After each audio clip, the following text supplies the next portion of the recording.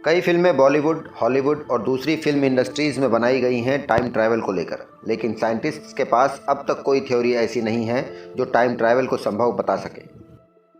हालांकि Albert Einstein की special theory of relativity prove करती है कि अगर हम स्पीड ऑफ लाइट, जो कि 3 लाख किलोमीटर पर सेकंड है, अचीव कर लें तो फ्यूचर में टाइम ट्रैवल कर सकते हैं।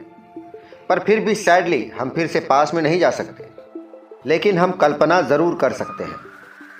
तो आज हम एक काल्पनिक टाइम मशीन में सवार होकर टाइम ट्रैवल करेंगे, उस वक्त में जब हमारे एवोल्यूशन की जर्नी का आखिरी पड़ाव खत्म होने वाला था।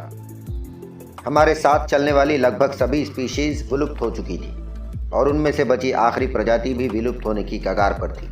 बस हमें इस इमेजिनरी टाइम मशीन पर कुछ बटन्स प्रेस करने हैं और हम गुजारेंगे पृथ्वी के अतीत में एक दिन, और पलक झपकते ही हम पहुंच गए हैं पास्ट में।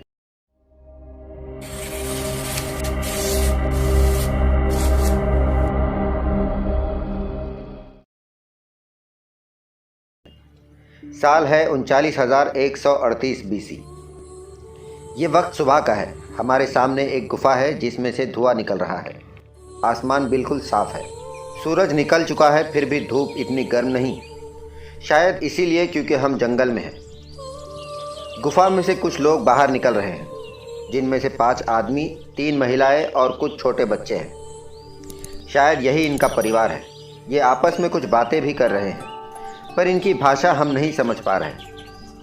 2 आदमी ज़मीन पर बैठ गए और पत्थरों से ही पत्थरों को कूट रहे हैं। ज़रूर वो उन पत्थरों को तराश कर कुछ हथियार बना रहे हैं। इसके बाद वो शिकारी लोग शिकार पर जाएंगे। अतीत की इस जगह में कितना सुकून है। परिंदों की आवाज़ें कानों में संगीत की तरह महसूस हो रही।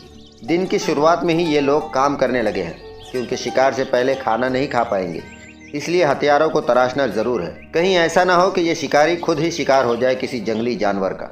वैसे भी अतीत में जंगली जानवर कुछ ज़्यादा ही खूंखार होते थे। काफ़ी देर से हम अफ्रीका के इस इलाके में ठहरे हुए हैं। हमें दुनिया के किसी दूसरे हिस्से का हाल भी जानना चाहिए। मशीन को नॉर्थ की तरफ ले चलते हैं, यूरोप की किसी जगह पर। इस तरफ का माहौल तो बहुत ज़्यादा ख़राब है। बर्फीली हवाएं चल रही हैं, ठंडी काफ़ी ज़्यादा है, और इस तरफ कोई इंसान भी नज़र नहीं आ रहे। हालांकि हाथी से भी बड़े जानवर नज़र आ रहे हैं, जिनके शरीर पर बहुत घने बाल हैं। शायद यही वो मशहूर जानवर वुली मैमथ है। थोड़ा आगे जाने पर हमें कुछ इंसान नज़र आए जो आपस में ही लड़ रहे हैं। ये 2 ग्रुप्स हैं। इनमें से एक ग्रुप थोड़ा बड़ा है, जिसमें करीब 10 लोग हैं, पर दूसरा काफ़ी छोटा ग्रुप है, इसमें सिर्फ 3 लोग हैं। हालांकि ये ताकतवर लग रहे हैं, पर इनका कद छोटा है। शायद ये नियांदरथाल्स है। लगता है इसी तरह आपस में लड़कर हमारे पूर्वजों की वजह से नियांदरथाल्स विलुप्त हो गए। अचानक से ये आवाज़ कहाँ से आने लगी? ज़मीन में कहीं भूकंप तो नहीं आ रहा?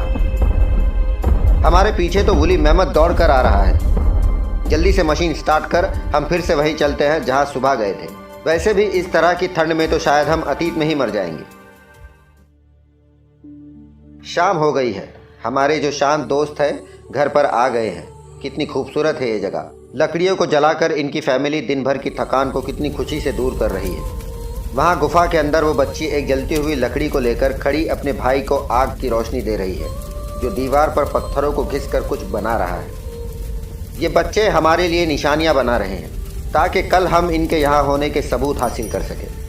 खुला आसमान है, तारे टिमटिमा रहे हैं। हमारे इन पूर्वजों के दिमाग कितने जिज्ञासाओं से भरे होंगे। ये लोग कितने सीधे हैं। इन्हें इस बात का कोई अंदाज़ा ही नहीं है कि हज़ारों साल बाद इनकी आने वाली नस्लें इस धरती को छोड़कर अंतरिक्ष की सैर लगाएगी। दिन ढल गया है और हमारे जाने का वक्त हो गया है। हम मशीन को स्टार्ट कर फिर से फ्यूचर में आ गए हैं। हमारा दिन काफ़ी मज़ेदार रहा। फिर भी यूरोपियन साइड में माहौल काफ़ी अशांत था। आपस में लड़ने की हमारी बुरी आदत शायद उन्हीं लड़ाकू पूर्वजों की देन है। पर शाम में जब हमने उस फैमिली को खुशी से अपना वक्त बिताते देखा, तब बहुत खुशी हुई। घर के बड़े ठंडी से बचने के लिए आग जलाकर बैठे अपने बच्चों की देखभाल कर रहे थे। हालांकि उन टिमटिमाते तारों को देखकर जब बच्चे उनसे पूछते होंगे कि वो क्या है और रात में क्यों चमकते हैं और इतना बड़ा आसमान और ये हरी भरी खूबसूरत सी ज़मीन कैसे बनी, तो शायद वो यही जवाब देते होंगे, इस सब की रचना ईश्वर ने की है। और यही से शुरुआत होती है धर्मों की। अगर अतीत में गुजारा हुआ ये एक दिन आपको पसंद आए तो लाइक करें, अपने सुझाव कमेंट्स करें और सब्सक्राइब करें द ह्यूमंस को।